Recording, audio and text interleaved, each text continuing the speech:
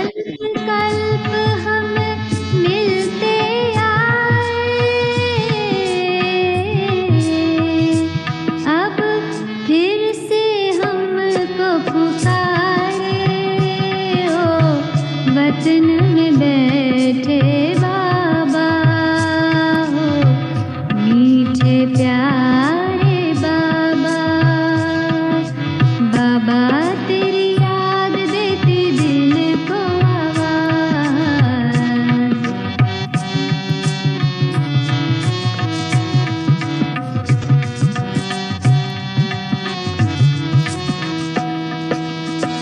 तेरे बताए लक्ष्य अपना कर, तेरे बताए लक्ष्य अपना कर, धन्य हुए हम तुमको पाकर। हो उड़ के आएंगे पास तुम्हारे, हो वतन में बैठे बाबा, हो मीठे प्यारे बाबा। बाबा तेरी याद देते दिल को आवाज गूंजे, कानों में बोल तुम्हारे। हो वतन में बैठे बाबा, हो मीठे प्यारे बाबा। हो वतन में बैठे बाबा। बाबा तेरी याद देती दिल को आवाज, बाबा तेरी याद देती दिल को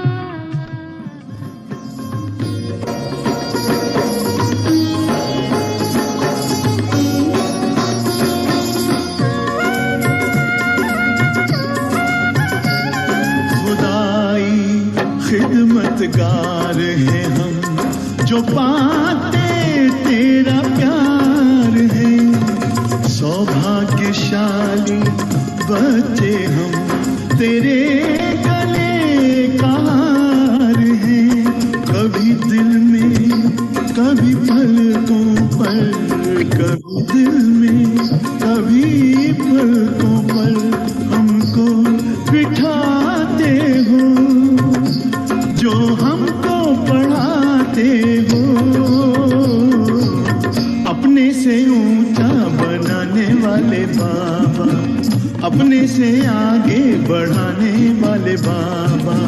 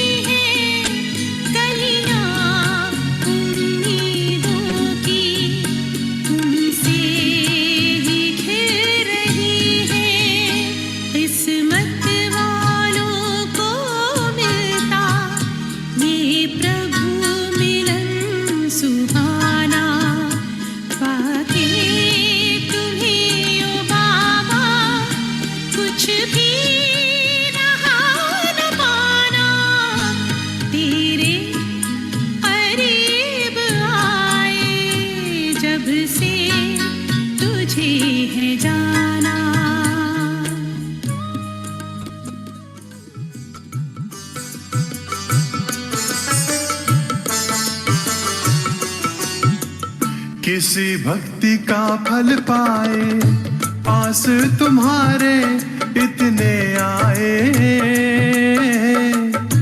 तेरे सिवा कोई नजर न आए।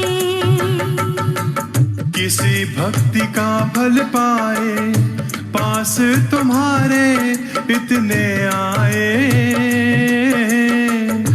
तेरे सिवा कोई नजर न आए। चंदा ओ चंदा मन चकोराए निहारे। बाबा ही बाबा दिल ओ बाबा पुकारे। बाबा तुम्हारे हम, तुम ही हो हमारे। बाबा ही बाबा दिल, ओ बाबा पुकारे। बाबा तुम्हारे हम।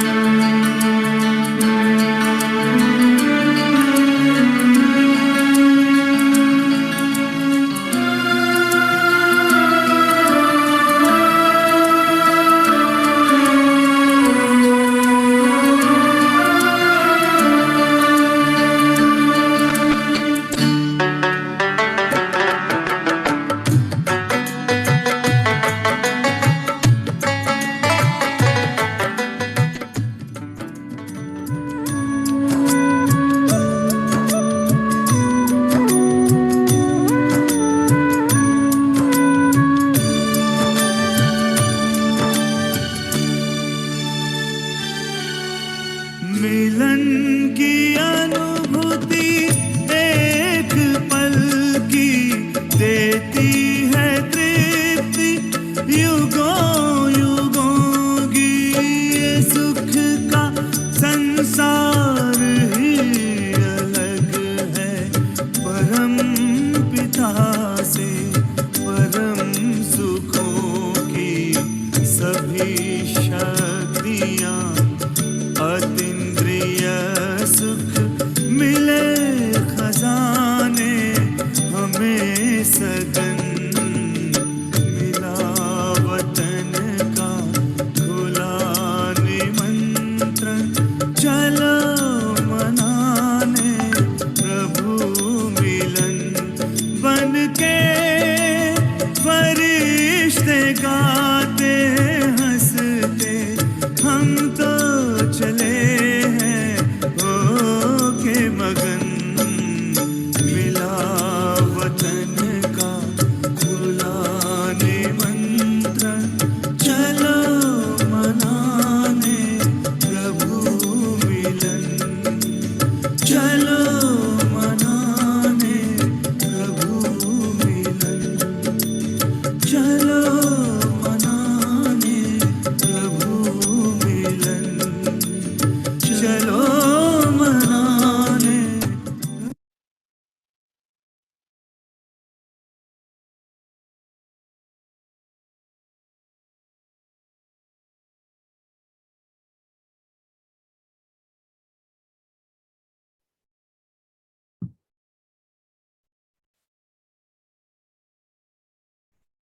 ओम शांति।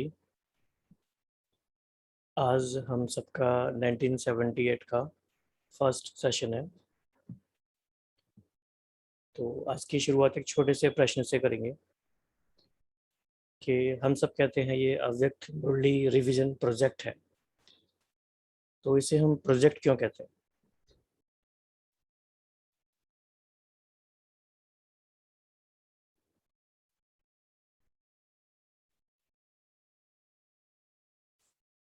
अव्यक्त मुरली रिवीजन प्रोजेक्ट में प्रोजेक्ट वर्ड का मीनिंग क्या है, कोई शेयर कर सकते हैं थॉट्स?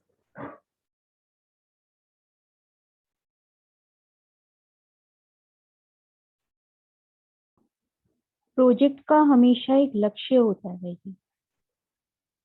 तो यहाँ हमारा लक्ष्य है कि हम बाप दादा की शिक्षाओं को धारण करके और गहराई से समझ के अव्यक्त स्थिति की तरफ और आगे बढ़ते जाएं। तो ये हमारा लक्ष्य है, इसलिए इसको प्रोजेक्ट कहेंगे। It means it is goal oriented, it is outcome oriented. ठीक है, एक बात ये हो गई। और जो भाई बहनें डायरी पेन हैं जिनके पास, वो लिखते भी रहेंगे तो बहुत अच्छा रहता है।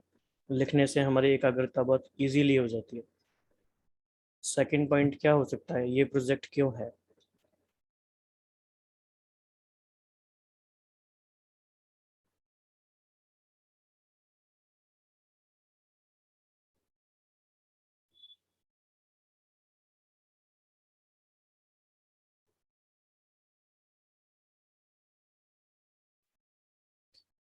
ये तो बहुत डिफिकल्ट क्वेश्चन है।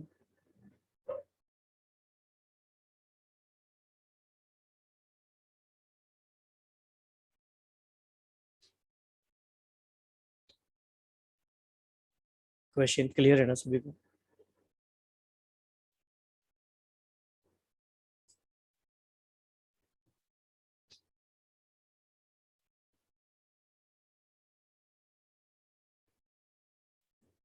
लतिका बेन क्या कहेंगे?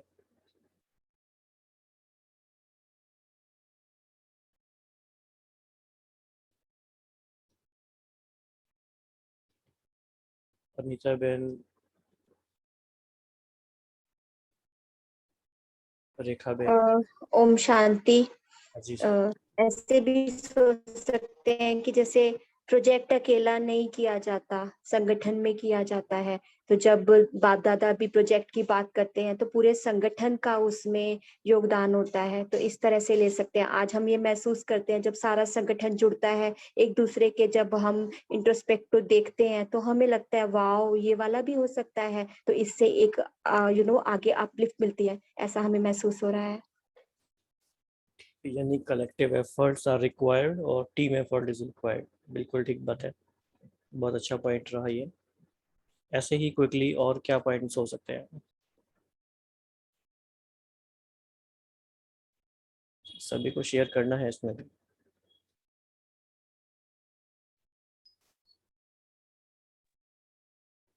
शांति। जी।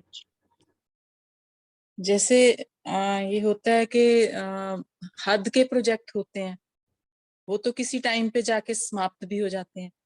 लेकिन ये जो बाबा का प्रोजेक्ट है ये बेहद का प्रोजेक्ट है। जैसे बाबा कहते हैं कि जब तक समाप्ति नहीं होती तब तक हमने पढ़ते ही रहना है। तो इस तरह से ये प्रोजेक्ट जो है हम सबने आगे उन्नति के लिए बढ़ते ही जाना है। ओके, ये भी ठीक पॉइंट है।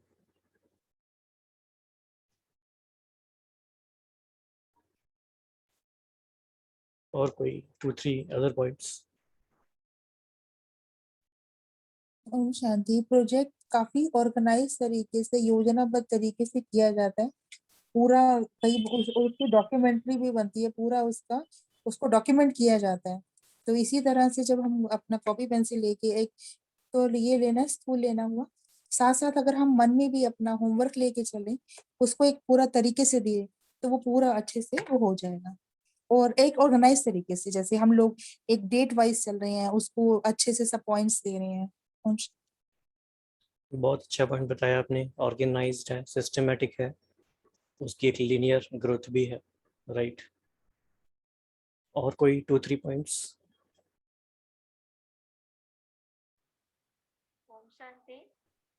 आपकी आवाज कम आ रही है, please be loud. Om Shanti. हाँ जी, ओम शांति। हाँ, प्रोजेक्ट से हमें क्लियरिटी आती है कि हमें क्या करना है आगे, और सबके संकल्प म्हणजे सबके सोच भी हमें समझ में आती कि क्या क्या है, इससे हम आगे बढ़ सकते हैं। यानी कंपनी में कैसे प्रोजेक्ट रहता है कि कंपनी आगे बढ़ानी होती है तो क्या क्या करना चाहिए, आइडिया मिलती है सबको। वैसे हमारा गाइड एक जैसे हो जाता है, ऐसा मुझे लगता है। बहुत अच्छा। हाँ, शांति। और किसी के मन में कोई थॉट्स आ रहे हैं, शेयर करना चाहते हैं? Why this is a project? Om Shanti Bhai ji. Project is about some improvement in existing conditions. तो उसमें हम जो प्री एग्जिस्टिंग हमारा जो पहले का जो वो था, जैसे जो अवस्था थी या जो अंडरस्टैंडिंग थी, उससे अब क्या इम्प्रूवमेंट हो रहा है और हम ऐसे कौन से मेथड्स यूज करें जिससे हमारी वो अंडरस्टैंडिंग और डीप हो, इसके बारे में ही होता है project. Right. Okay, any other thoughts?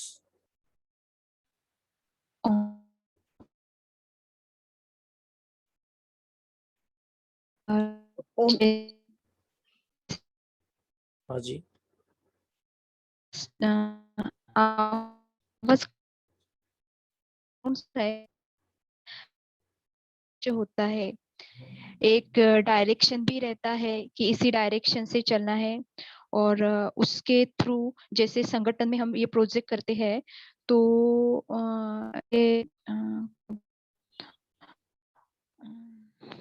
जो गाइडलाइन रहती है तो हम सेल्फ चेकिंग कर सकते हैं और सेल्फ इंट्रोस्पेक्शन कर सकते हैं। और सिर्फ हद की सेवा नहीं, बेहद की सेवा भी होती है, क्योंकि प्रोजेक्ट के थ्रू जैसे संगठन को लाभ होता है तो संगठन के अलावा और भी जो आत्माएं हैं, जुड़ती है या नहीं भी जुड़ी है, तो भी उनको भी उसका बहुत लाभ होता है। ठीक है। ओम शांति। हाँ जी। एज पर माय नॉलेज कम समय में ज्यादा प्राप्तियां। बिल्कुल, बहुत अच्छा पॉइंट है ये। इसमें कुछ बातें और नोट कर सकते हैं, आप सभी लिख लें जो भी डायरी पेन जिनके पास है। प्रोजेक्ट में हमेशा एक स्टार्ट डेट होती है, एक एंड डेट होती है, although it may be flexible at times, but usually एक फिनिश डेट होती है। और क्योंकि स्टार्ट डेट है और एंड डेट है तो बीच में कुछ माइलस्टोन्स भी होते हैं, राइट। माइलस्टोन्स पे हम रिव्यू करते हैं। तो स्टार्ट डेट हो गया, एंड डेट हो गया, माइलस्टोन्स हो गए, बीच बीच में रिव्यू हो गया, और क्या हो सकता है। हमेशा एक टाइम एलोकेशन भी होता है कि हमें अपने प्रोजेक्ट के किस फेज में कितना टाइम देना है। ये बात आज हम इसीलिए कर रहे हैं क्योंकि आज 1977 फिनिश होके 78 शुरू हो रहा है।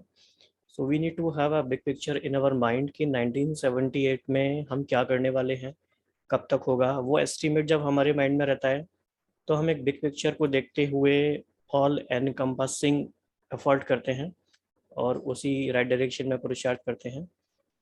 तो एक क्वेश्चन उसमें ये है कि how many murlis do we have in 1978?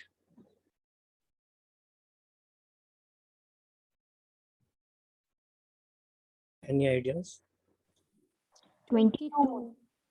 हाँ जी, तो ये भी सब नोट कर लें, 22 मुरलीज हैं। और अगर हम हर वीक में 3 मुरलीज रिवीजन करते हैं जिस स्पीड से भी हम चल रहे हैं, तो हमें कितना टाइम लगेगा 78 को कंप्लीट करने में?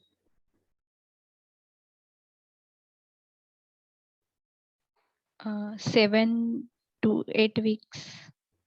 हाँ, 7 7 to 8 weeks, provided कि if we don't take leave on Diwali तो अप्रोक्सीमेटली 2 weeks, यानी कि अभी 19 अक्टूबर है, 19 नवंबर, 19 दिसंबर, यानी कि ये हमारा पूरा साल में मेजोरिटी 78 के रिवीजन में जाने वाला है। तो इस तरह से जब अपना हम माइंड सेट करते हैं कि अगले 2 महीने हमें 78 की मुरली में डूब जाना है और बाबा ने जो हर एक एक बात कही है वैसा हमें बन जाना है। और ऐसा नहीं है कि हमने शुरू की 3 मुरली की फिर अगले वीक हम भूल गए, बल्कि हम बार बार उसका स्वरूप बनते जाएं, बनते जाएं, बनते जाएं, और अपना एक ऐसा माइंड मैप हम तैयार करें कहीं कि 78 के सारे पॉइंट्स हमें सामने दिखाई देते रहें लक्ष्य के रूप में, और वैसा हम बनते रहें, बनते रहें। तो आपको लगता है कि it will help us? Yes, a lot. जी जी भाई जी। ओके, तो इसी तरीके से हमें हर चीज़ में करना है, particularly this is more important thing, अवेक्ट मुरली रिवीजन। तो सिस्टमेटिक चलेंगे, एक्टिव पार्टिसिपेशन करेंगे, और भले ही अगर हम स्पीकर नहीं है, हम इसमें शेयर नहीं भी कर रहे, तो एटलीस्ट हम एक्टिवली लिखेंगे। And whenever we feel like to share even 1 point, we can share 1 or 2 points. तो आज हमारे पास 3 मुरलियाँ हैं रिवीजन करने के लिए, उसमें सेकंड और थर्ड मुरली बहुत बड़ी हैं, पर्टिकुलरली शायद third Murli is very big.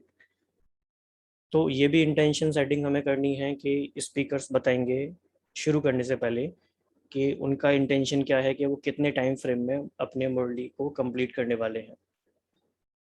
तो आई थिंक फर्स्ट मुरली रश्मि सरिया बहन, आप कितना टाइम देंगे? टेंटेटिव 10 minutes भाई जी। 10 minutes। And Latika sister? 10 to 15 minutes। 10 to 15 minutes। okay, Roma sister? Around that only. 10 I will 15 try to complete it within 15 minutes or so. Okay, तो आज हमारी विस्तार को सार में समझने की शक्ति का भी टेस्ट है, बड़ी मुरली को कैसे हमें छोटे में करना है। ठीक है जी, तो रश्मि बहन से शुरू करते हैं फर्स्ट मुरली से। ओम शांति। ज्ञान ज्ञान चंद्रमा और ज्ञान सितारों की रिमझिम 2 जनवरी 78 की मुरली है। इसमें बाप दादा ने, ये मुरली थोड़ी सी डिफरेंट है जो हम लोग और मुरलियां पढ़ते आते हैं, क्योंकि इसमें बाबा ने ज्यादा फोकस किया है ज्ञान चंद्रमा अर्थात ब्रह्मा बाप के रोल पर। जो मैंने मुरली पढ़ी तो मुझे जैसा समझ में आया कि कई नई बातें हमको पता चलती हैं ये मुरली पढ़ के, कि बाबा की भूमिका, जैसे ये तो है बाबा ने हमेशा कहा है कि ब्रह्मा द्वारा स्थापना, लेकिन वो स्थापना में जो ब्रह्मा का जो विशेष रोल है, माँ का जो विशेष रोल है, तो वो माँ का किस किस एस्पेक्ट में वो विशेष रोल जो है हम एकदम प्रत्यक्ष देख सकते हैं। तो पहला रोल जो इसमें बाबा ने बताया वो कि माँ की ममता जो है वो बच्चों को याद दिलाती है, अर्थात याद स्वरूप जो है वो बच्चे तब बन पाते हैं जब माता की ममता जो है वो उनको उस याद में फिक्स करती है, अर्थात स्नेह याद स्वरूप बनाती है, क्योंकि वो स्नेह स्वरूप बनते जाते हैं। बाबा ने कहा कि अगर स्नेह नहीं होता तो बच्चों को प्राप्ति भी नहीं होती। तो इसी माता की ममता, माँ से जो स्नेह बच्चों को मिल रहा है उसी से सारी प्राप्तियां भी हो रही हैं। तो यहाँ हम देखें कि बाबा से जो हमारा जो लक्ष्य है कि हम याद स्वरूप बने, तो वो हमारा जो लिंक है बाबा से वो ब्रह्मा बाबा के स्नेह पर उसका आधार है कि ब्रह्मा बाबा से हमारा कितना स्नेह है। तो ये लिंक जो है ये किस किस फॉर्म में मैनिफेस्ट होता है। एक तो हमको यज्ञ से जो स्नेह भरी पालना मिलती है, एक है जो परिवार से हमको पालना मिलती है, और हमको जो बाबा से अमृत वेले या अलग अलग एक्टिविटीज में या हर समय बाबा से जो हमको साथ का, समीप का, स्नेह का अनुभव होता रहता है वो तो है ही। तो इसी तरह से ये जो बाबा का जो स्नेह है यही हमको आगे बढ़ाता जाता है और शिव बाबा से कनेक्टेड रखता है। फिर जो नेक्स्ट पॉइंट इसमें देखा मुरली में वो ये कि ब्रह्मा बाबा और मधुबन का जो कनेक्शन है, क्योंकि मधुबन जो है वो बाबा की कर्म भूमि, सेवा भूमि और मिलन भूमि है। तो वो जो भूमि है वो एक तरह से ब्रह्मा बाप की पालना का साकार स्वरूप कहेंगे, क्योंकि अगर हम आज जैसे मेडिटेशन में भी बैठते, याद में भी बैठते हैं, तो जब हम 4 धाम की ड्रिल करते हैं तो एक अलग सी शक्ति हमारे अंदर भर जाती है। तो वो इसलिए भरती है क्योंकि ब्रह्मा बाप ने सूक्ष्म रीति से मधुबन में वो वाइब्रेशंस भर दी कि मधुबन की जब हम सूक्ष्म रीति भी यात्रा करते हैं तो हमको वो पालना मिल जाती है। तो मधुबन जो है बाबा कह रहे कि तन और मन द्वारा सजाई हुई भूमि है, बाबा ने खुद सजाई है। और क्यों उसमें इतनी ताकत भरी है, ताकि बच्चों को अंत घड़ी तक, लास्ट तक ये पालना मिलती रहे। तो ये हो गया सेकंड रोल एक तरह से बाबा का। फिर थर्ड जो माँ के रूप में बाबा का जो रोल है वो ये देखा कि बाबा ने इसमें एक बहुत इंपॉर्टेंट पॉइंट बोला है मुरली में कि व्यक्त और अव्यक्त रूप का मिलन तब तक होगा जब माँ कहेगी कि सब एवर रेडी है।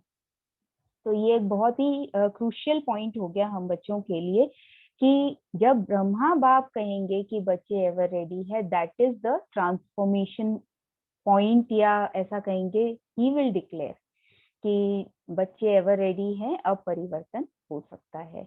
तो ये एक बहुत बड़ा लैंडमार्क हो गया। फिर फोर्थ जो रोल देखा वो भी बहुत इम्पोर्टेंट, बाबा ने बताया कि ब्रह्मा ने 16,108 मनकों के तकदीर की लकीर फाइनल कर दी, अर्थात सभी बच्चों के तकदीर की लकीर को फाइनल करने वाली अथॉरिटी जो है वो ब्रह्मा माँ है। भाग्य विधाता कहे, भाग्य बांटने वाले कहे, तो वो ब्रह्मा का ही इसमें रोल है।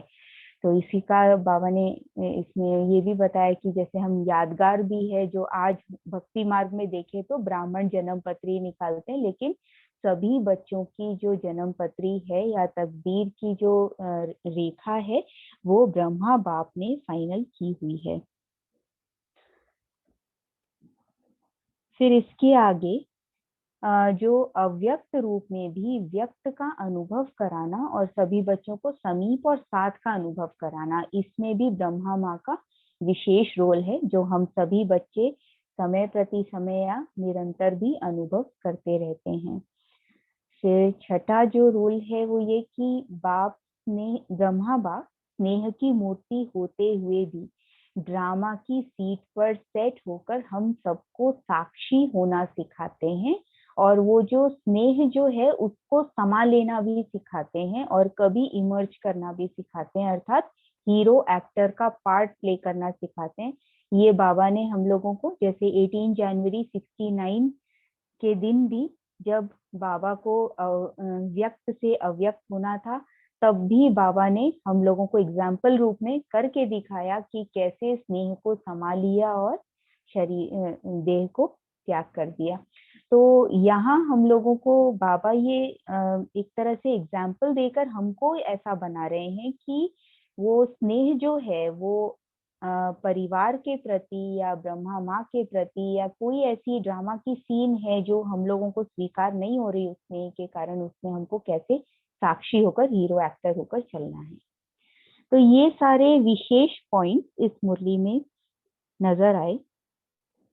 फिर इसके बाद जब दीदी जी के साथ बाबा बातचीत कर रहे हैं तो इसमें भी बाबा ने अष्ट रत्नों का विशेष रोल बताया। जैसे अभी ब्रह्मा माँ के रोल के विशेष पॉइंट हमने सुने, इसी तरह से अष्ट रत्नों का विशेष रोल भी बताया बाबा ने कि अष्ट रत्नों का रोल जो होगा वो चीफ जस्टिस का होगा। तो चीफ जस्टिस बाबा ने कहा वो होंगे जो यथार्थ जजमेंट दे सकेंगे, और उन आत्माओं की निशानी क्या होंगी? बाप समान तो होंगे, लेकिन बाप समान की निशानी है भविष्य और वर्तमान दोनों समान होंगे उनके लिए। तो ये जो है ये हमको अपने पुरुषार्थ में चेक करते जाना है कि जितना जितना हमारी अव्यक्त स्थिति बनती जाती है या बुद्धि की लाइन क्लीन और क्लियर होती जाती है, उतना भविष्य भी हमको स्पष्ट होता जाएगा। ये बाबा ने 69 की मुरलियों में भी कई जगह हमें बताया है। फिर ये जो आत्माएं होंगी वो बाप के साथ सर्व कार्य में समीप और सहयोगी तो होती ही हैं। तो अष्ट रत्नों का ये विशेष रोल और उनकी जो चीफ जस्टिस का जो रोल है उसकी उनके जजमेंट की बहुत वैल्यू होती है। तो जो आगे जाकर जो जैसे जो हाँ या ना की फाइनल होती है किसी भी तरह से, तो बाप प्रेसिडेंट तो है लेकिन बाप के आगे भी उनकी जजमेंट की बहुत वैल्यू होती है। गुजरात की पार्टी से बाबा मिल रहे हैं इस मुरली में, तो उसमें बाबा ने 2 वरदानों को मेंशन किया है जो गुजरात में रहने वाली आत्माओं, गुजरात से पालना लेने वाली आत्माओं को मिली हुई है। 2 वरदान, वो कौन से? लास्ट सो फास्ट जाने का वरदान और पुरुषार्थ में समीपता लाने का वरदान। अर्थात जैसे एक स्थान के हिसाब से समीप है, तो उसके हिसाब से बाबा ने कहा कि ज्ञान की धारणा के हिसाब से भी धारणा योग्य धरती, अर्थात बहुत जल्दी ज्ञान की धारणा कर लेते हैं। इसमें विशेष पॉइंट जो समझने की है वो ये कि वरदानों का लाभ, बाबा ने बताया कि वरदानों का लाभ अगर हम लेते रहें तो हर मुश्किल बात जो है वो पहाड़ से रुई के समान हो जाएगी, इतनी इजी हो जाएगी। देखने में मुश्किल होगी, पहाड़ क्या होता है देखने में बड़ा होता है, लेकिन अगर वो रुई के समान हो जाए, अर्थात इतना हल्का, इतना इजीली उसको हम क्रॉस कर सकें, तो वो कब होगा? जब हमारे में हम वरदानों का लाभ लेंगे, अर्थात मन बुद्धि से बाबा ने जो हमें वरदान दिए उनको स्वीकार करेंगे और स्मृति स्वरूप होकर रहेंगे। तो ये एक बहुत पावरफुल पॉइंट बाबा ने इसमें मेंशन की है। ओम शांति।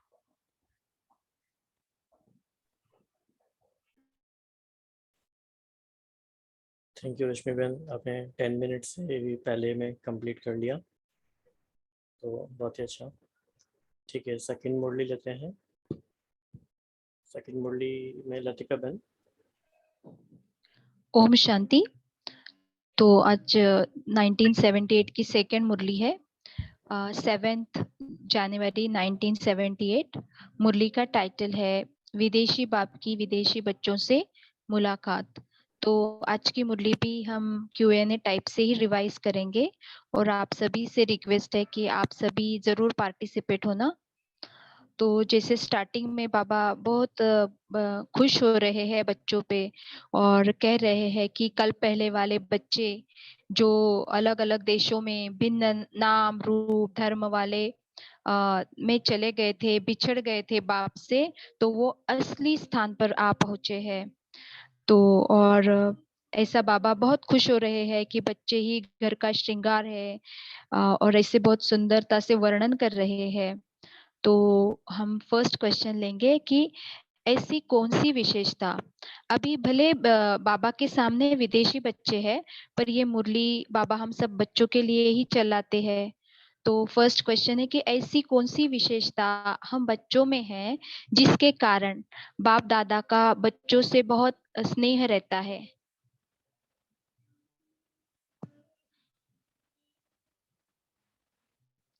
मैं रिपीट करती हूँ क्वेश्चन कि ऐसी कौन सी विशेषता विदेशी बच्चे या हम भारतवासी बच्चों में रहती है जिसके कारण बाप दादा का बच्चों से बहुत प्यार रहता है। बाबा के मिलने की खुशी, बाप मिला, राइट, सब कुछ मिला। राइट, बहुत अच्छा, करेक्ट। और कोई देना चाहेगा? साफ दिल सच्ची दिल। राइट, सही है आपका पे आंसर। ओके, हम देखते हैं कि बाबा जैसे मुरली में जो है कि जैसे हम बच्चे कितना खुश होते हैं ये सोच के कि बाबा ने मुझे ढूंढा है। तो आज बाबा मीन्स इस मुरली में बाबा भी खुश हो रहे हैं क्योंकि हम बच्चों ने भी बाबा को ढूंढा है, पहचाना है, जाना है। और इसके लिए आज के मुरली में बाबा ने इतना सुंदर एग्जाम्पल दिया है। बाबा अलग अलग नए नए एग्जाम्पल्स देते रहते हैं। तो एक गेम का, एक खेल का एग्जाम्पल बाबा दे रहे हैं। जैसे आप सभी को पता होगा कि बचपन में स्कूल में होता है एक मेमोरी गेम रहता है, बुद्धि का खेल। तो बहुत सुंदर वो बताया है बाबा ने, जैसे टेबल पर कुछ वस्तुएं रखी जाती है जिसे बच्चों को दिखाते हैं और बाद में उसे कपड़े से कवर करके बच्चों को पूछा जाता है कि कपड़े में कितनी और कौन सी चीजें हैं। गणेश फेस्टिवल के समय भी ये गेम हम बच्चों के लिए रखते हैं। तो फिर बच्चे याद करके सुनाते हैं और उसके बेसिस पे उन्हें नंबर मिलते हैं। तो ऐसे ही बाबा वर्णन कर रहे बहुत अच्छे से मुरली में कि विदेशी बच्चे भी भिन्न धर्म, भिन्न फिलॉसफी, भिन्न प्रकार के रहन सहन, इस कवर के अंदर छिपे हुए बाप को जो है जैसा है वैसे जान लिया। तो इस बुद्धि की कमाल के कारण बाबा का बच्चों से विशेष स्नेह है। तो ये तो इंडिया वाले बच्चे के भी लिए ये है कि जैसे भारत में तो बहुत ज्यादा कंफ्यूजन रहता है क्योंकि इतनी सारी देवी देवताएं, इतने सारे संत महात्मा गुरु गोसाई रहते हैं वो, और अनेक धर्म, अलग अलग कंसेप्ट, कितने बिलीफ सिस्टम हमने बना लिए थे, पर उन सबके अंदर बाबा छुपे हुए थे। तो बाबा को हम बच्चों ने ढूंढा, बाबा को जाना, पहचाना। तो इस बुद्धि की कमाल जो बच्चों की है, तो बाबा, इसके कारण बाबा का बच्चों से बहुत स्नेह है। और इस खेल से ही भी कोटों में से कोई हम बच्चे ही बनते हैं। ओके, तो हम एक सेकंड क्वेश्चन लेंगे कि ऐसा कौन सा गीत बाबा बताते हैं जिसे गाते रहने से बच्चे सदा खुश और माया प्रूफ होते हैं। बाबा बहुत सारी मुरलियों में बताते हैं, एक गीत है। पाना था सो पा लिया। परफेक्ट आंसर है सिस्टर, एकदम करेक्ट। पाना था सो पा लिया और क्या बाकी रहा।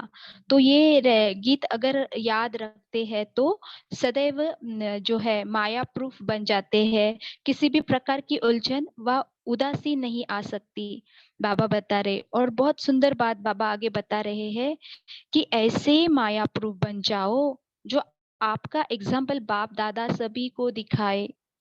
और बाबा पूछ रहे ऐसे एग्जाम्पल बने हो? कौन समझते हैं, बहुत इंपॉर्टेंट क्वेश्चन बाबा पूछ रहे हैं, कौन समझते हैं कि हम अभी ऐसे एग्जाम्पल बने हैं जो विश्व के आगे बाप दादा हमें रख सकते हैं। तो बहुत अच्छा पॉइंट है, ये क्वेश्चन है, चेकिंग पॉइंट है कि हम चेक कर सकते हैं कि हम ऐसा बने हैं या बन सकते हैं, कैसा बने।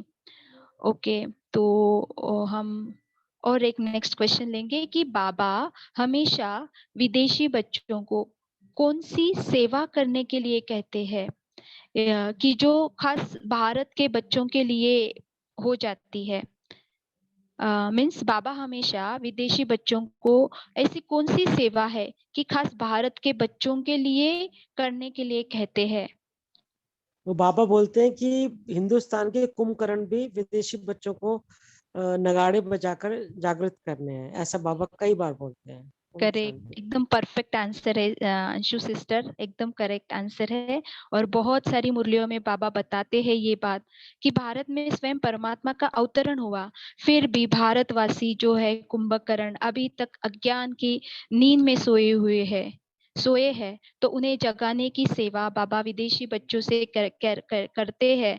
कि ये जो बाबा, जैसे दीदी ने भी बताया कि नगाड़े बजाओ, या फिर बाबा कभी अभी हमने कल एक मुरली पढ़ी कि विश्व अधिकारी कैसे बने, तो उसमें बताया कि बिगुल बजाना है और बाबा को प्रत्यक्षता के नगाड़े बजा के जो सोए हुए कुंभकर्ण है उनको जगाना है। तो आज के मुरली में भी बाबा बता रहे कि भारत की आत्माएं आप लोगों को देख समझेगी कि इन्होंने बाप को पहचाना, लेकिन हम लोगों ने नहीं पहचाना।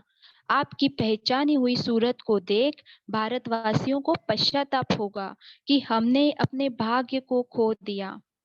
तो फिर बाबा आगे भी बता रहे हैं सेवा के बारे में कि जिस भी आत्मा को कोई देखे, सेवा ऐसी करो, बाबा बता रहे हैं बच्चों से कि जिस भी आत्मा को कोई देखे तो हर चेहरे से बाप द्वारा प्राप्त हुई अविनाशी खुशी, अतीन्द्रिय खुशी, सुख की, अविनाशी शांति की झलक दिखाई दे। आप सबके चेहरे बाप द्वारा प्राप्त हुई प्रॉपर्टी दिखाने के आईने बन जाए। तो ऐसी सेवा के बाबा विशेष मार्क्स देते हैं। तो हम बहुत इम्पोर्टेंट पॉइंट है, ये नोट करने जैसा है कि हम हर सेवा के पहले हम ये चेक कर सकते हैं कि हमारी स्थिति, हमारी स्मृति, हमारा चेहरा, चलन, व्यवहार, बोल, कर्म कैसा है। चेहरे द्वारा अविनाशी खुशी, अतीन्द्रिय सुख झलकता है, या फिर चेहरे द्वारा जो है बाबा द्वारा मिले हुए खजानों का आईना हमारा चेहरा बना है। तो बहुत अच्छा पॉइंट है, ये भी नशा चढ़ाने वाला पॉइंट है। तो बाबा आगे कहते हैं कि जैसे कोई भी प्रकार की लाइट अपनी तरफ आकर्षित जरूर करती है, ऐसे आप सब आत्माएं भी लाइट और माइट रूप हो तो बाप की तरफ आकर्षित करो। ओके, हम नेक्स्ट क्वेश्चन लेंगे। कभी कभी माया से बच्चे जब डरते हैं तो बाबा क्या युक्तियां या क्या विधि बताते हैं? बाबा बोलते हैं माया कागज का शेर है, और कभी राइट, बोलते हैं मिकी माउस खेल के भी उसको आउट करो, गेम की तरह ट्रीट करो, ऐसे बोलते हैं मैम आप। और करेक्ट, कभी एकदम कभी ये परफेक्ट। भी बोलते हैं ना कि वो मरी हुई चींटी है, जिंदा भी नहीं है। Right right, perfect answer sister. Right, तो आज के मुरली में बाबा यही बात कह रहे हैं कि माया का आना अर्थात अनुभवी बनना, इसलिए माया से कभी घबराना नहीं। घबराएंगे तो वह विकराल रूप धारण करेगी। घबराएंगे तो वो विकराल रूप धारण करेगी, जैसे पिक्चर में दिखाया है भाई जी ने। और घबराएंगे नहीं तो नमस्कार करेगी। तो जैसे एग्जांपल्स बाबा देते हैं कि माया पेपर टाइगर है, मरी हुई चींटी बताया, या कभी कभी बाबा स्टेपिंग स्टोन भी कहते हैं, है ना। तो आज के मुरली में बाबा ने माया के बारे में बहुत सारी बातें बताई है कि जैसे बाबा ने बताया है कि माया की चाल से बचकर सदा विजयी बनने की विधि भी बाबा बता रहे हैं कि मास्टर सर्वशक्तिवान की स्टेज पर स्थित रहो। मास्टर सर्वशक्तिवान, तो माया अंदर से बिल्कुल शक्तिहीन है और उसका बाहर का रूप देख घबराओ नहीं, उसको जिंदा समझ मूर्छित न हो जाओ। माया मूर्छित हुई पड़ी है, लेकिन कभी कभी बच्चे क्या करते हैं, बच्चे मूर्छित को देख के भी मूर्छित हो जाते हैं। तो अब उसे खुशी खुशी विदाई दो। तो नॉलेजफुल की स्टेज पर रहो तो कभी धोखा नहीं खा सकते। और एक बात बाबा स्मृति में रखने के लिए कह रहे हैं कि अमरनाथ बाप द्वारा संगम पर भी सदा अमर रहने का वरदान, ये वरदान की स्मृति में रहो। बाबा बोल रहे हैं कि अमर भव के वरदान पाने वाले को माया हिला नहीं सकती। दूर से भी नजर नहीं डाल सकती, सदा नमस्कार करती है। सदा स्मृति रखो कि हमें अमर भव का वरदान मिला हुआ है। वरदान वाली आत्मा निश्चय बुद्धि होने के कारण विजयंती होती है। जिन्हें इस वरदान का नशा रहता है वह स्वप्न में भी माया से मूर्छित नहीं हो सकते। तो बहुत सुंदर बातें बाबा ने माया के बारे में भी आज बताई है। ओके, हम नेक्स्ट क्वेश्चन लेंगे। 108 की माला के मणके कौन बनते हैं?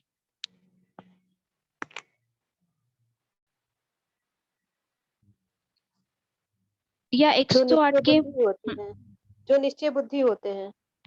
राइट, एकदम परफेक्ट आंसर बताया दीदी आपने कि बाबा भी यही कह रहे हैं कि जो निश्चय बुद्धि होते हैं, है ना, जो बच्चे निश्चय बुद्धि होते हैं, उनका जिनका लक्ष्य श्रेष्ठ होता है, जिनका जो श्रीमत पर चलते हैं, बाबा के दी हुई श्रीमत पर, तो बाबा यहाँ पे बता रहे कि निश्चय की विजय तो हो ही जाती है।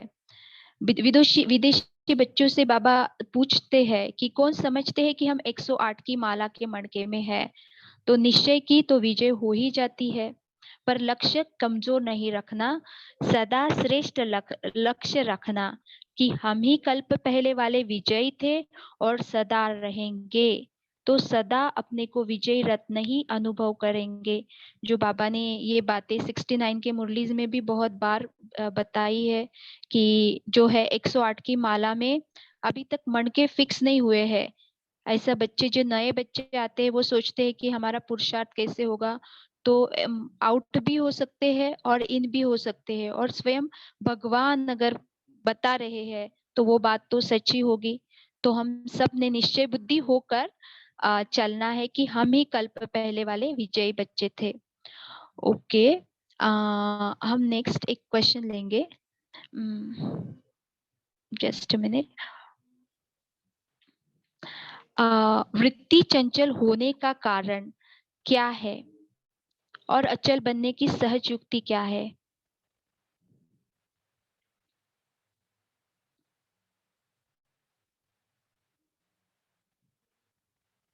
देह अभिमान हो सकता है वृत्ति चंचल होने का कारण। राइट, ओके, और इस मुरली में जो बाबा का नथिंग न्यू ड्रामा की जो स्मृति नहीं रहती है तो वृत्ति चंचल होती है, क्यों क्या के क्वेश्चन उठते हैं। राइट, एकदम परफेक्ट आंसर दिया कि क्यों क्या के शब्द ही हलचल में लाते हैं, जिससे वृत्ति चंचल हो जाती है। और अनीता बहन ने बताया हुआ आंसर भी राइट ही है, क्योंकि वो भी बाबा ने बताया है। और नथिंग न्यू, ये अगर याद रखेंगे कि ड्रामा है, nothing new, past is past, तो ये कुछ जो पॉइंट्स बाबा देते हैं, कीवर्ड देते हैं, वो याद रहेंगे तो हम सदा अचल रहेंगे। ओके, अभी एक क्वेश्चन है कि बिजली आज के मुरली में जो है बिजली चली गई थी, तो बिजली का कंपैरिजन बाबा किससे करते हैं? सेकंड के अभ्यास से करते हैं कि सेकंड में अव्यक्त हो जाओ, सेकंड में देह में आ जाओ।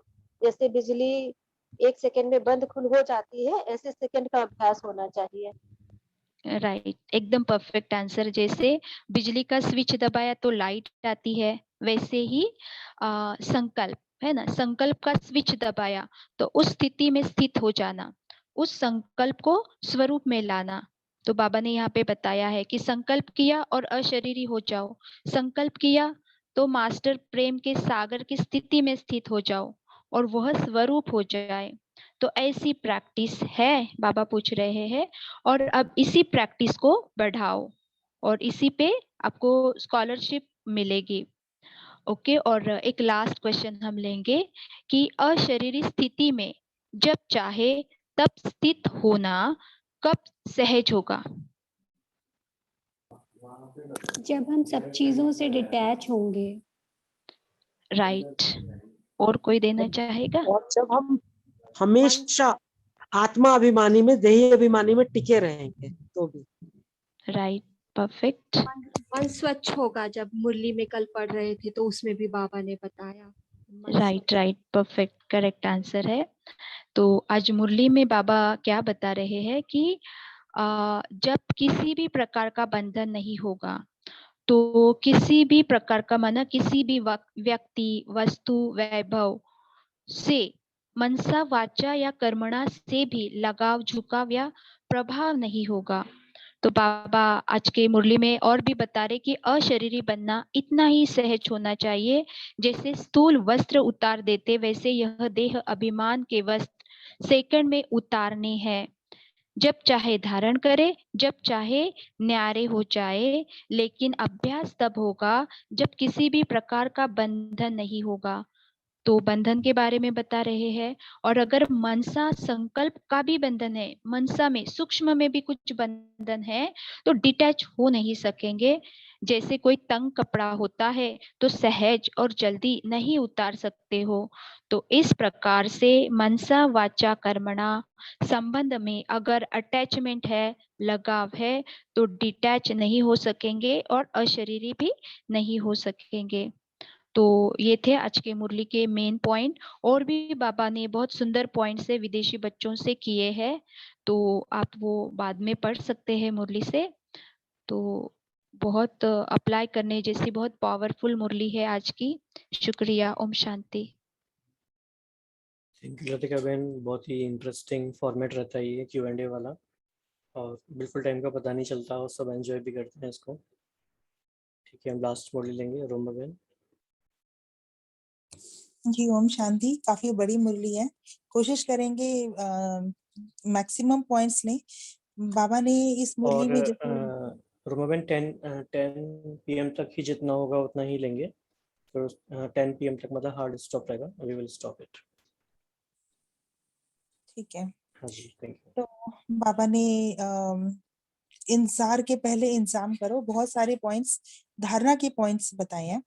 तो बाबा ने हम बच्चों की महिमा करी है। सुप्रीम फादर हमें ज्ञान और समझ देने से पहले हमें सम्मान में लेके आते हैं। तो बाबा ने चारों ही सब्जेक्ट्स और उनके ऑब्जेक्ट सम्मान देते हुए हमें समझा रहे हैं कि सर्वश्रेष्ठ गायन और पूजन योग्य योगी तू आत्मा, यानी पवित्र और पूज्य योग्य जो आत्माएं हैं वही ज्ञानी तू आत्माएं, दिव्य गुण धारण करने वाली। बाबा ने चारों पॉइंट्स बताए हैं, योगी तू आत्मा, ज्ञानी तू आत्मा, दिव्य गुणधारी और विश्व के सेवाधारी। जो ऐसी आत्माएं होती हैं उन्हीं को देख के बाबा बहुत खुश होते हैं जो चारों सब्जेक्ट्स में अच्छे नंबर लाते हैं। बाबा आगे बताते हैं भगवान का डायरेक्ट बच्चे बनने की एक बार से मतलब बच्चा बनना, बाबा ने इस बात को इतने में भी ले लिया कि एक बार सच्चे दिल से भगवान को अपना पिता मानना, तो उसका बच्चा बनना है। तो उसकी महिमा इतनी बड़ी है कि इस वक्त का जो VIP है उससे भी हम बहुत बड़े। तो बाबा बोलते कि इतनी बड़ी महिमा है कि उससे ही हमारी नाम और धारणा यानी इतनी चेंज हो जाती है कि हम शूद्र से ब्राह्मण हो जाते हैं। तो बाबा ने बताया लास्ट नंबर का मन का भी विश्व कंपैरिजन के आगे बहुत ऊपर है। फिर बाबा ने बताया कि दाता के जो बच्चे हैं तो वो बाबा से प्राप्त हुए धन, संपत्ति, शक्तियां, गुण और खजाने वो विश्व की आत्माओं के सेवा प्रति लगाना है। बाबा ने कहा अभी इतना समय नहीं है कि इसे अपने लिए यूज करो, बाबा के बच्चे, भगवान के बच्चे, तो सबकी सेवा करो। फिर बाबा ने अटेंशन दिलाया कि हम रोज संकल्प जो अपना करते हैं उसे चेक करें। इसे हमें अपने एक रूटीन में चेक करना चाहिए कि हमारा जो संकल्प चल रहा है क्या वो विश्व की सेवा के प्रति चल रहा है या स्व के लिए चल रहा है। क्या मुझे किसी मान की इच्छा है या मैं विश्व की सेवा करना चाह रही हूँ, ये चेक करना है। फिर बाबा ने बताया कि स्लोगन अपना इतना ऊपर बना लो, जैसे बाबा बोलते हैं कि आपका लक्ष्य इतना ऊंचा हो कि छोटी बातों के लिए समय ही ना हो, मुझे किसी से कुछ चाहिए, मुझे छोटी छोटी बातों की रिक्वायरमेंट ही ना हो, उसके लिए हमारा लक्ष्य इतना ऊंचा हो। तो बाबा बोलते हैं कि अब वो छोटी बातों के लिए समय ही ना बचे। बाबा ने एग्जाम्पल देके बताया कि अगर हम जैसे कोई बड़ी सेवा करते हैं, किसी उसमें बिजी हो जाते हैं, तो छोटी मोटी समस्या आती भी है, तो उसमें हम अपना टाइम, बुद्धि, संकल्प वेस्ट करते नहीं है, पर हमारा पूरा अटेंशन उस वक्त क्या रहता है कि हम जो काम कर रहे हैं वो निर्विघ्न हो, छोटी बड़ी बातों को अवॉइड कर लेते हैं। तो बाबा ने यहाँ बताया जैसे आग में डालते ही उस वस्तु का रूप और रंग चेंज हो जाता है, तो ऐसे ही अपनी बुद्धि को सरेंडर कर दो एकदम बाबा के प्रति, तो वो जो परीक्षा है वो प्राप्ति का रूप ले लेगी। मतलब जो परीक्षा आई है बनने के लिए, हम उसमें जीत जाएंगे और वो एक प्राप्ति, हमें एक गुण और एक शक्ति का रूप बन जाएगी। बाबा ने धारणा के पॉइंट बताया कि कोई भी कंप्लेंट नहीं करना है, ये बहुत अंडरलाइन पॉइंट है।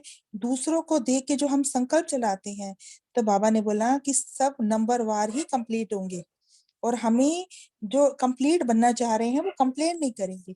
तो आज हम अपना आज से ये सम्मान रखें, जैसे कि पहला पॉइंट था कि दिन में ये देखें कि क्या मेरे संकल्प विश्व प्रति है। दूसरा पॉइंट ये रहेगा कि अपने आप को कंप्लेन करना बंद करें, आज पानी नहीं आ रहा या गर्मी बहुत है, या ये सब कंप्लेन करना बंद करें। फिर बाबा ने सम्मान दिया कि अपने को साक्षात बाप और साक्षात्कार मूर्त बनकर चलो, ऐसा समझकर चलेंगे तो महादानी बन, रहम दिल बन, पुण्य आत्मा, विश्व आत्माएं, भक्त, भिखारी और प्यासी, ये जो आत्माएं हैं, इनको हम परमात्मा के मिलन करने में बिजी कराने में बिजी हो जाएंगे। जैसे कि बाबा ने अभी बताया कि हमारा लक्ष्य इतना ऊंचा हो, तो अगर हमारा लक्ष्य ऊंचा हो जाएगा कि हमें इन आत्माओं को रहम दिल बन के, बाबा का साक्षात्कार मूर्त बन के उन आत्माओं को परमात्मा से मिलन करवाना है, अगर हमारा लक्ष्य इतना ऊंचा हो जाएगा तो हमारे जो स्वयं के व्यर्थ हैं वो समाप्त हो जाएंगे। तो ये हमारा तीसरा पॉइंट रहेगा कि अपने आप को बाबा हर हमारे ये लक्ष्य रहे कि हर आत्मा को हमसे कुछ प्राप्ति हो। फिर बाबा आगे बताते कि कई बच्चे बाबा से पूछते हैं कि सतयुग कब आएगा, तो बाबा कहते यह तो भगवान का और बच्चों का, बाप का और परमात्मा का मिलन है। बाबा बोलते स्वर्ग जो है 21 जन्मों के लिए मिलेगा, लेकिन संगम युग ये थोड़ी समय की प्राप्ति का समय है। तो ये एक अटेंशन का पॉइंट है, हम पूरे दिन ये अटेंशन रखें कि हमारा ध्यान, हमारा समय, हमारे संकल्प कहाँ जा रहे हैं।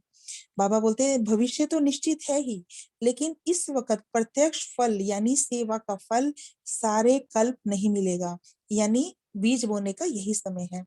बाबा दीदी से बात करते हुए कहते हैं कि शुरू का ये लेसन था कि मैं कौन, और लास्ट का ये रहेगा कि मैं कौन सी माला का मन का। यहाँ बाबा ने बहुत गहरा राज बताया है कि रिजर्वेशन के लिए भी जैसे लास्ट में हम कुछ कोटा रख लेते हैं, तो ऐसे ही बाबा ने लास्ट ऑफ फास्ट के लिए कुछ कोटा रखा हुआ है। वैसे मेरा पर्सनल ये है कि ये 1978 की मुरली है, अभी भी अगर कोई बहुत मेहनत करे तो शायद वो लास्ट ऑफ फास्ट जा सकता है, जैसे बाबा ने बताया। फिर अष्टरसन की विशेषताएं बाबा ने बताई हैं कि 8 शक्तियां उनकी प्रैक्टिकल लाइफ में दिखेंगी, कहने की नहीं लेकिन उनकी लाइफ में दिखेंगी, और वो 8 की 8 शक्तियां, एक भी शक्ति कम नहीं होगी। फिर दूसरा बाबा ने बताया कि जो इष्ट आत्माएं हैं उनकी सबसे बड़ी बात ये रहेगी कि उनको भक्त आत्माएं यानी जो ज्ञान में नहीं है, और ब्राह्मण परिवार यानी जो हम ज्ञान में हैं, उनके व्यवहार और चलन से स्वीकार करेंगे कि ये बहुत महान है, श्रेष्ठ आत्माएं हैं, तो उनके रूप में उनको मान्यता प्राप्त होगी। तो यहाँ पर हम इसको पूरा दिन अपने आप को देखें कि क्या मेरा व्यवहार ऐसा है कि जिसको देख के लोग मुझे इष्ट देवी के रूप में स्वीकार करते हैं, क्या मेरा अभी जो सिचुएशन गई उसमें मेरे संकल्प कैसे चले, क्या 8 शक्तियों को यूज किया। फिर बाबा ने पार्टियों से बात करते हुए बहुत सुंदर सुंदर पॉइंट्स बताए। अगर सबको क्वेश्चन आंसर पसंद है तो थोड़ा सा क्वेश्चन आंसर कर लेते हैं। दुनिया के वाइब्रेशंस और माया से सेव करने का साधन बाबा ने कौन सा बताया है, कोई भी बताना चाहे। प्योरिटी, मन मना भाव। बहुत सुंदर। और कुछ। बाबा बोलते हैं कि अंडरग्राउंड हो जाओ, जैसे कि कोई भी बॉम्ब फेंकता है तो हम एकदम में अंदर घुस जाते हैं ना, अंडरग्राउंड, तो अंदर यहाँ सिस्टर साइलेंस में चले जाओ, याद आ गया, साइलेंस में जाना है। हाँ जी बिल्कुल बिल्कुल, एक ही लगन में मगन रहेंगे तो दुनिया के वाइब्रेशंस हमें टच नहीं करेंगे। फिर बाबा के समीप रत्नों की निशानियां क्या है।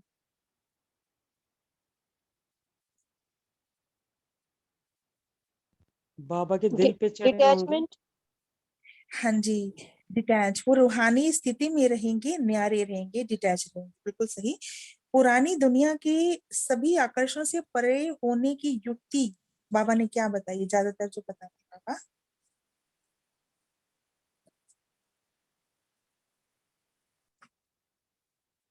फरिश्ते 5 बन की स्वरूप की स्थिति, ड्रिल। देह अभिमानी की स्थिति, बिल्कुल बिल्कुल, फरिश्तेपन की स्थिति, सम्मान में रहना, जैसे सिस्टर ने बताया, देवतापन की स्थिति, उस स्थिति में अपने आप को स्थित करते रहना। स्मृति से हमारी पुरानी दुनिया के आकर्षण अपने आप दूर होते जाएंगे। एक सेकंड का वंडरफुल खेल, इससे पास विद ऑनर कैसे बने?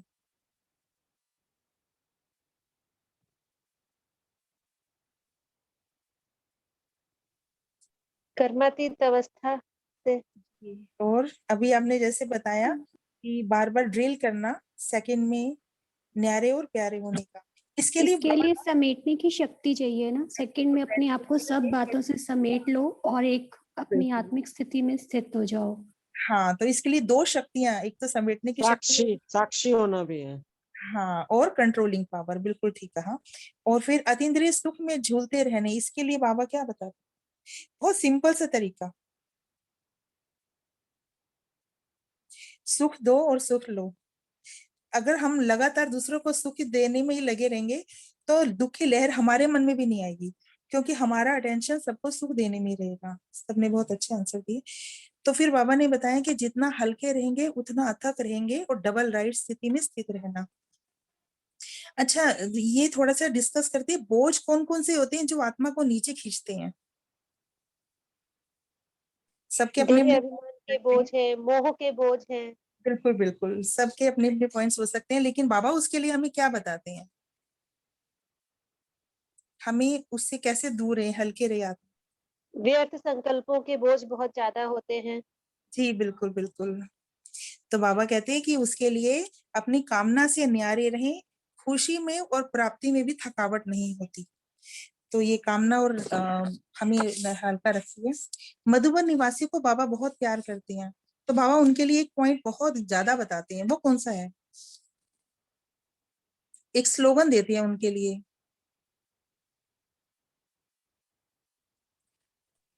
कि आप ये बोलते हैं ना कि जैसा कर्म वो करेंगे उन्हें देख के सब फॉलो करेंगे। बिल्कुल बिल्कुल बिल्कुल, कि आप विश्व स्टेज पर हैं, आप जो करेंगे आपको देख के सब करेंगे।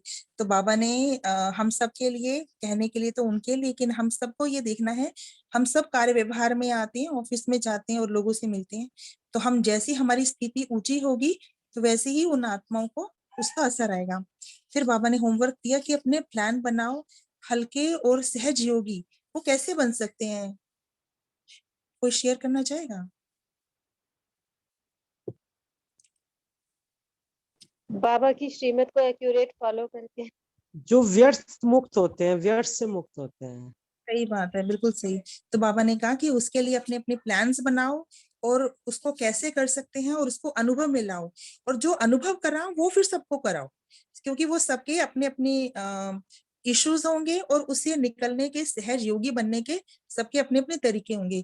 तो बाबा ने बोला कि उसके लिए सब अपने अपने अनुभव कराओ। तो फिर बाबा ने राजस्थान पार्टी से बात बोला कि मधुबन में आना, तो यानी ये नेक्स्ट टाइम कर सकते हैं जो बाकी बचा है। ठीक है, ठीक है, no issues। तो बहुत ही अच्छा रहा आज, काफ़ी इंटरेक्टिव भी रहा सभी का, और काफ़ी नई नई मुरली है, नया साल है, तो उसमें बाबा की नई नई इंस्पिरेशंस भी हैं। लेकिन फिर भी हमें इसको बार बार और खुद से सेल्फ स्टडी करना ज़रूरी है। सिर्फ हम सेशन की शेयरिंग पे डिपेंड रहेंगे तो डेप्थ मिस हो जाएगी। तो सभी एग्री हैं इस बात से कि हमें घर पे सेल्फ स्टडी भी करनी है। So you can raise your hand if you agree with this as a last participation gesture.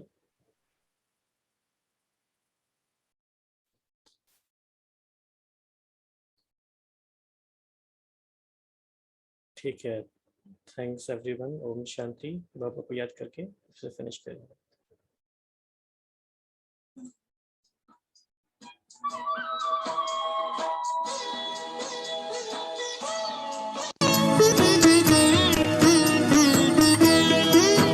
मिटने वाली इस दुनिया से है दिल लगाना क्या,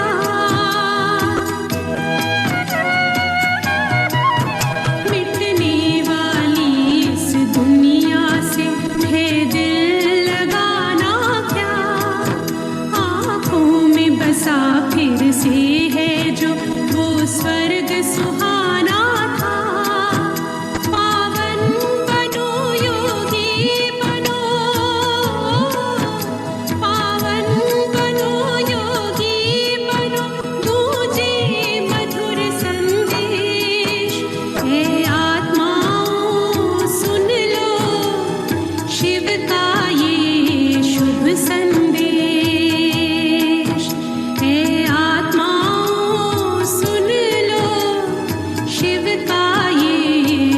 संदेश। ये वेश बदल परिवेश बदल,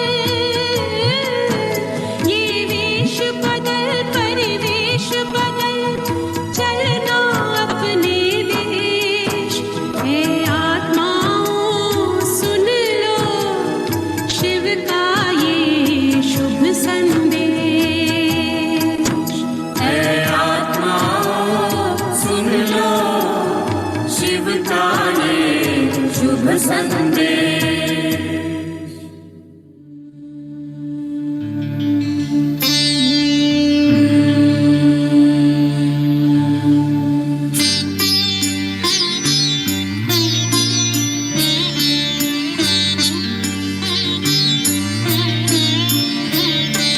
नीले गगन के चिलबन से आती, नीले गगन के चिलबन से आती, अव्यक्त मीठी पुकार।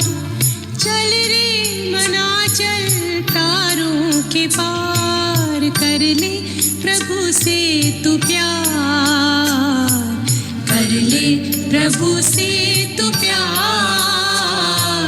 कर ले प्रभु से तू प्यार।